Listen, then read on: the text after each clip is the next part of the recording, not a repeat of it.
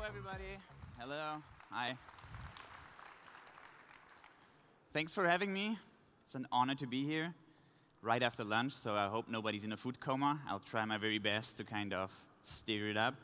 So, I guess as I'm surrounded by all those forward thinkers, this statement by Klaus Schwab, I think we're all in wild agreement around. So the idea that in the future, it will actually be the fast fish eating the slow fish, and not anymore the big fish eating the small fish, the big fish eating the small fish. And I would kind of build on that and state that I actually think it's the creative fish that will eat the uncreative fish, because they are the most adaptable to change.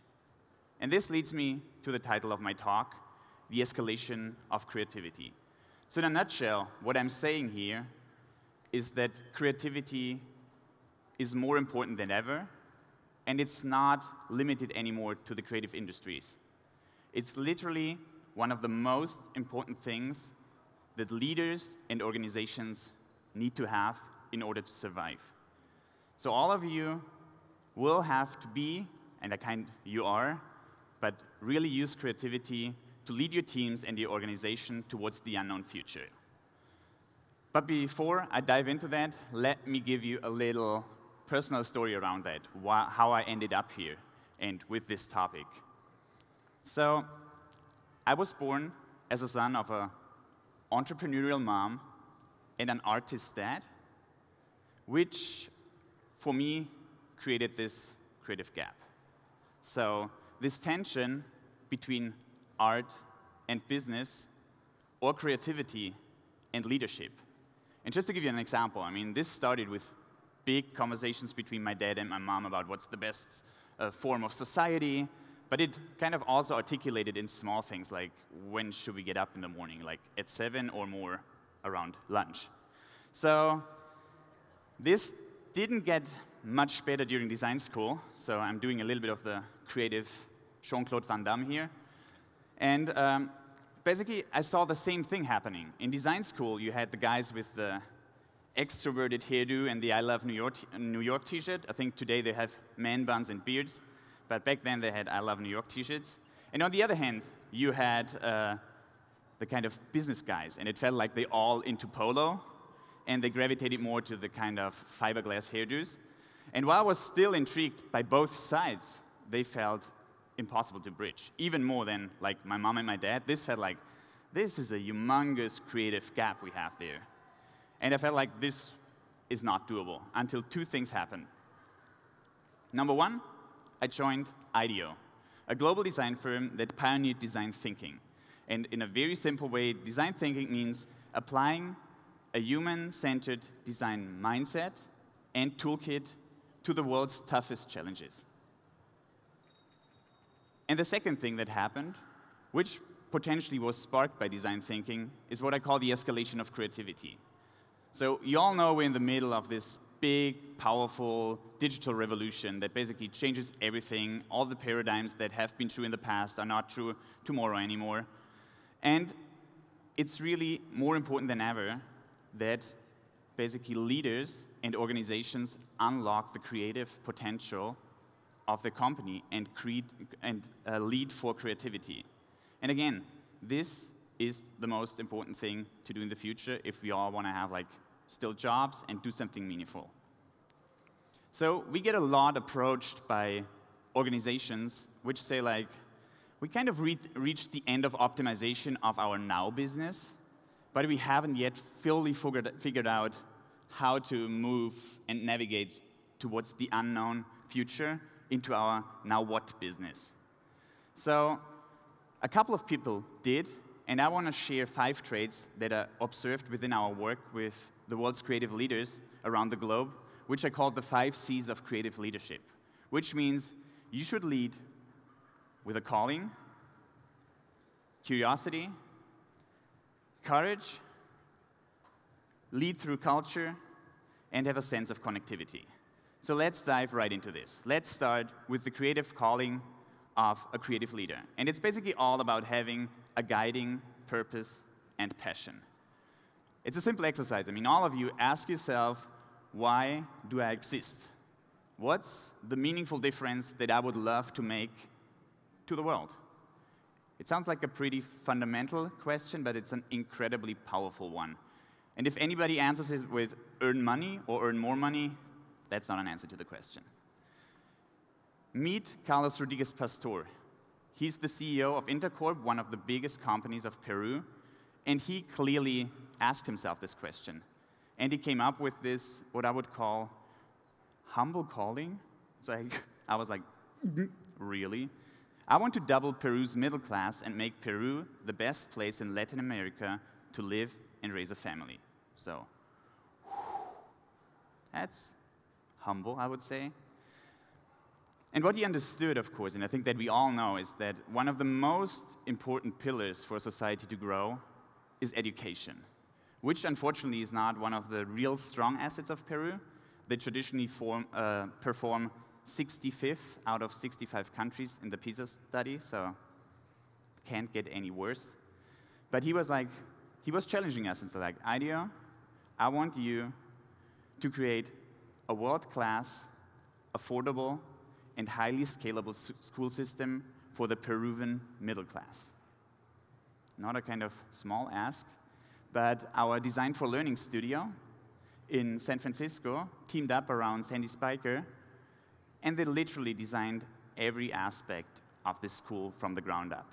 From the school uniform, to flexible indoor and outdoor classrooms, to the use of technology for innovative peer-to-peer learning, and they even created toolkits to educate the educators. Because along the way, we found out that one of the toughest things is actually to find skilled teachers. And now, only after 3 years, the outcome of this is that the kids from Innova School perform 3 times as good as in reading and math as kids from other schools. And that's only like within 3 years. And it's still, it's 23 schools. By 2 years ago, it was 23 schools serving 13,500 people and employing 900 teachers. And by 2018, they want to be the biggest private school network, serving 60,000 people. And they don't stop here. They even say, like, by 2020, we want to be among the world's best schools. And that's kind of an ambition to have. And I think this is totally sparked by the clear, purposeful calling of Carlos Rodriguez Pastor. So a word of advice to kind of write down for you is, like, if you're a creative leader, always lead with why and not with what. Number 2 of my creative C's is curiosity. And it's all about the belief in inspiration and inquiry. It's another thing that traditional leaders, are not very good at, because they've been taught that they need to know the answer. They need to lead from the front. Why? We really see that a lot of leaders perform much better by asking smarter questions and be truly inspiring to their teams. And so all of you should really keep this curious mindset, because it goes a long way.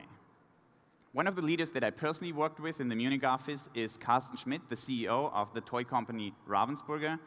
And he understood that his current organization is not set up at all to anticipate his future business. He said, like, our organization is not set up to that. We can exploit what we did for decades. We can't kind of create anything new. So he asked us to create a playful place to explore the future of Ravensburger's business and brand in the digital age.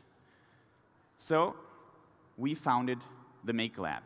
It's a 1-year program in our Munich studio where 3 people from Ravensburger and 1 from IDEO basically throughout the year try to come up with human-centered digital products and platforms for kids.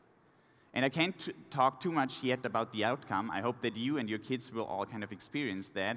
But I think what's interesting is the process that they're taking. They kind of explore those play fields that they see as emerging topics, and then they immediately create products and platforms, prototype them, and go out and test them with kids and parents, co-create, collaborate, and then come back. And my favorite thing of all of this is that what you see down here is that every second week, the CEO, Carsten Schmidt himself, drops by for a whole play day. I mean, he takes off his CEO duty and plays with us.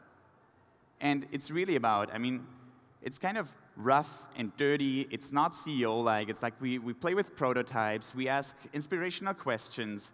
And it's all about learning and finding the next better question to ask to the audience. So, again, if there would be one word of advice, it would be really see it part of your job that you're inspiring and inspired. A lot of people think it's on top. It's not. It's part of your job, and you need to invest energy and money into that.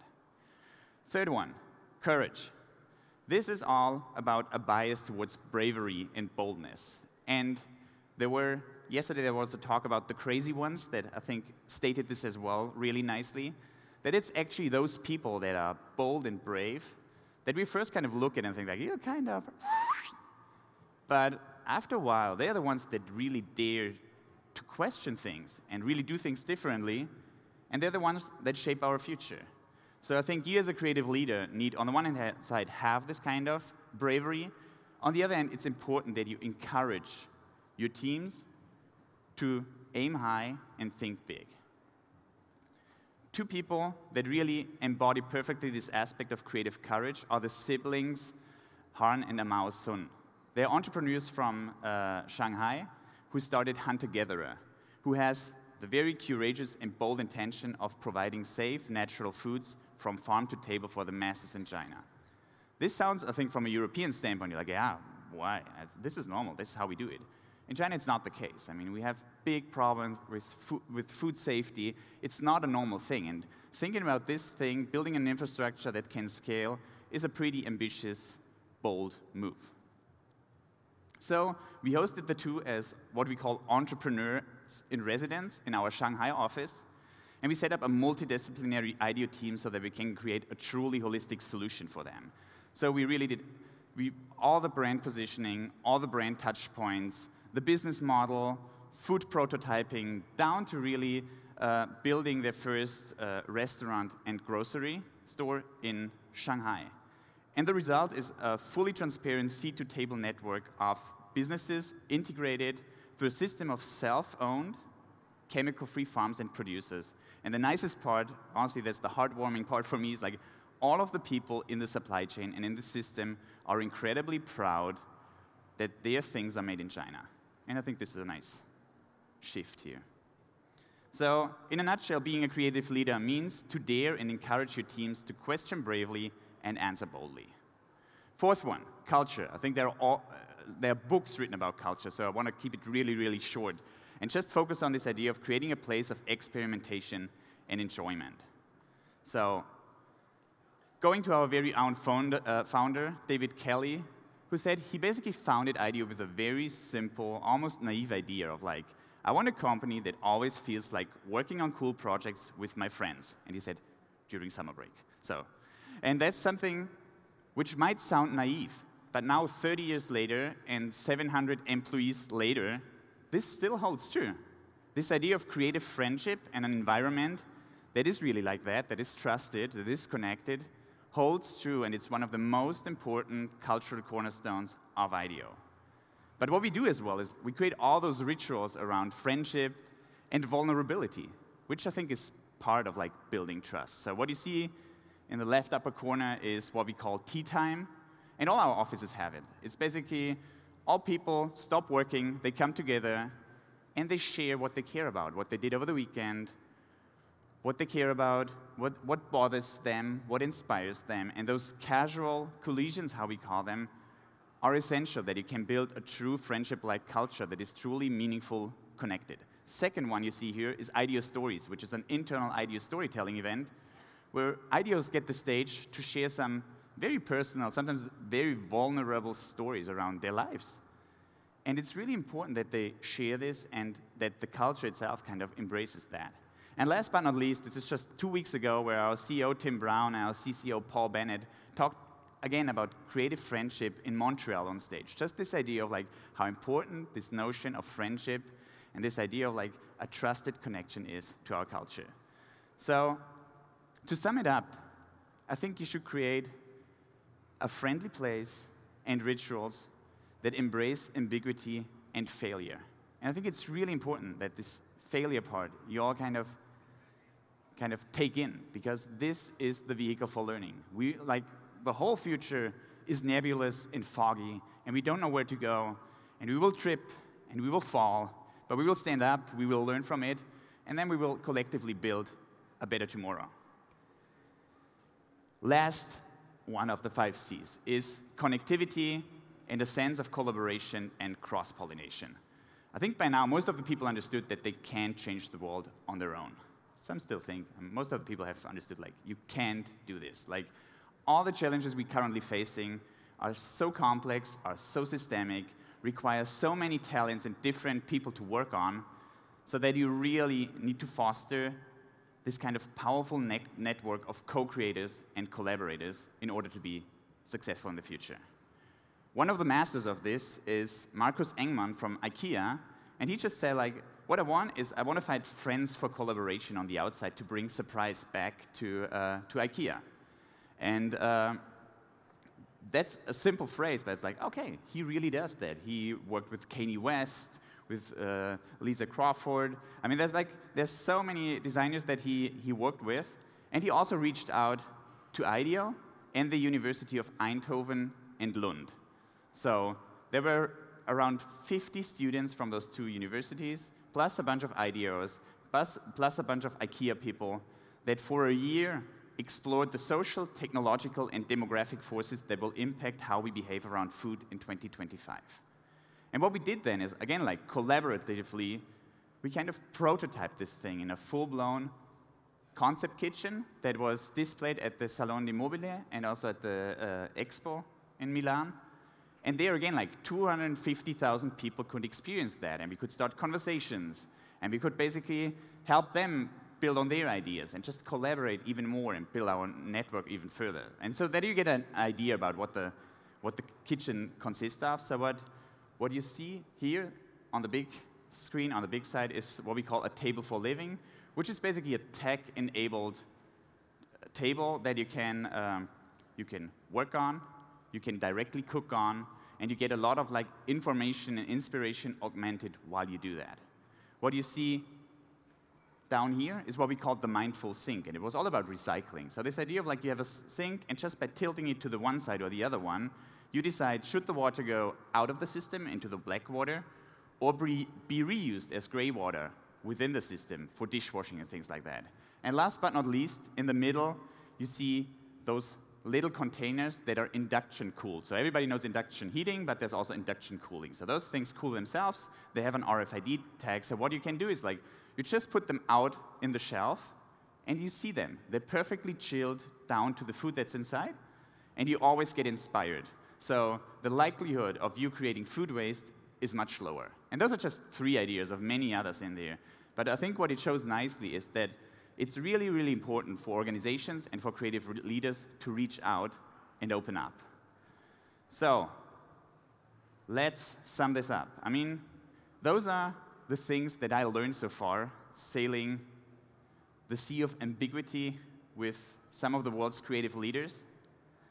And to kind of have them in one view, to sum it up, I think as a creative leader, you should have a calling and lead with why, not with what. You should keep a curious mind and stay inspiring and inspired. You should lead in a courageous way so that people can question bravely and answer boldly. And you should build a friendship-like culture that embraces failure and ambiguity while reaching out and opening up to the world around you. That being said, I want to leave you with those 5 C's, and I hope they have been inspiring to you. And I personally ultimately would hope that the escalation of creativity will ultimately lead towards a world where now my own 2 kids can grow confidently into an unknown, yet more creative and better future. Thank you.